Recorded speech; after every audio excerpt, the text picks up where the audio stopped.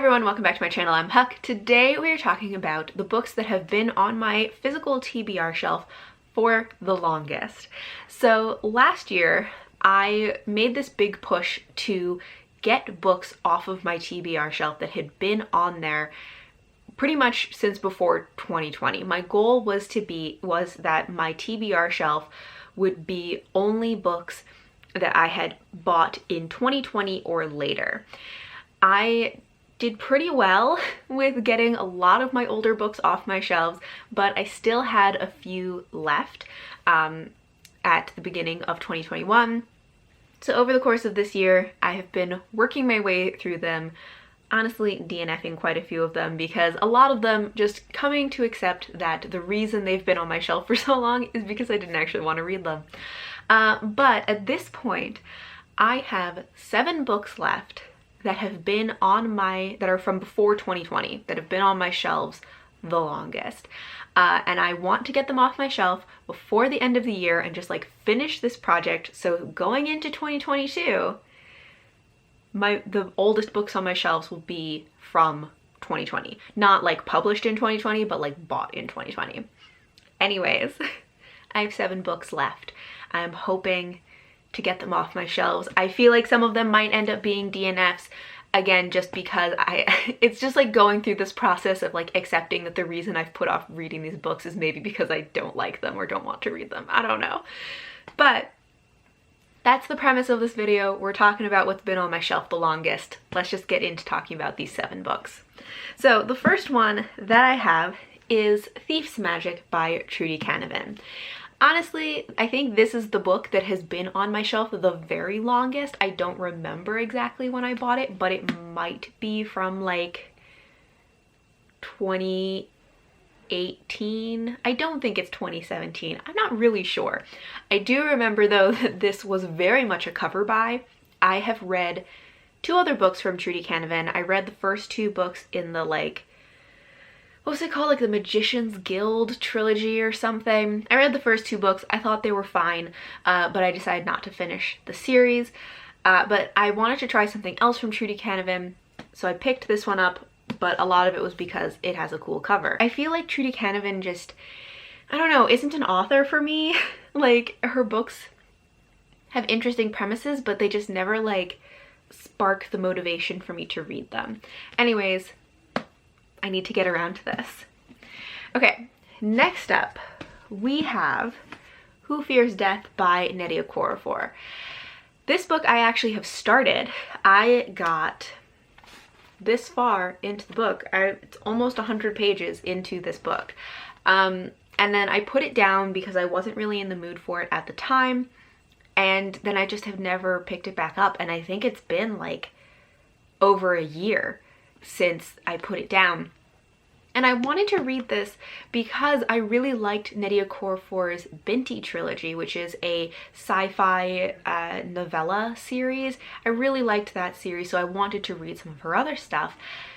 But I think that, I don't know, this one just wasn't working for me. Like, reading it, it's one of those books where I'm like, this is a very well-written book. It's very good, but I don't know if I want to read it, you know? I feel like it might not be my thing. So I am still kind of keeping an eye on Nnedi Okorafor and what she publishes, what she comes out with. But I'm not sure if I'm going to be reading this one or not. Next up, we have one that, I don't know, is very popular, which is The Lies of Lockemore by Scott Lynch. This, of course, is like a booktube darling, at least among the like in this fantasy sphere of booktube.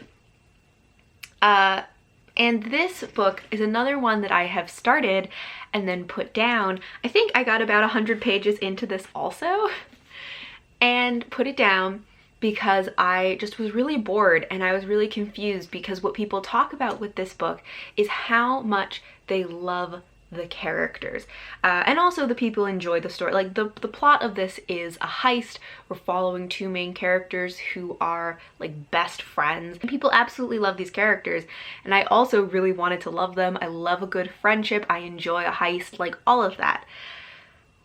But 100 pages into the book, I was like, where are these great characters? Because the characters that I'm reading about are really boring. However, since putting it down, I have heard from multiple people that the book doesn't really take off until like 150 pages in, and I got like 100 pages in. So I'm definitely going to give it another shot and try and get to that 150 page mark, or get past it. Maybe at least try to read 250 pages into it. Because I'm going to trust people that it gets good after 150 pages. But that's why this has like stayed on my shelf, because I am still very interested in it, but I also was just like, I don't understand the hype for this from at least that first 100 pages that I read. Next up, we have Tree of Ages by Sarah C. Rothel, which is book 1 in the Tree of Ages series. And this is, I believe, a self-published book, and I don't remember a lot about the plot, except that the main character, I think, has been living as a tree for like the last century or something, and then she turns back into human form and has to kind of readjust to living in the world among humans. That's all I remember from the synopsis, but that is enough for me because, like, tree person, that sounds amazing. So yeah, I definitely want to read this one. I just haven't really made time for it yet. Then we have The Marrow Thieves by Sherry Dimeline, which is actually another one that I have started. I think I read the first, like, maybe 10 pages of this, or first chapter or something. And this is a book that I really liked the first part that I read, and I definitely wanted to come back to it, but I just realized I wasn't like in the mood for it at the time, so I put it down again. But this is not one that's like on here because I wasn't liking it. Like, I definitely liked the little bit that I had read from it. It is a dystopian future. I think that this is the one that I'm probably most excited about out of the books in this list. Next up, we have Transformed: The Perils of the Frog Prince. There we go. I was covering up part of the title with my hand. By Megan Morrison, which is a middle grade fairy tale retelling of The Princess and the Frog, I guess.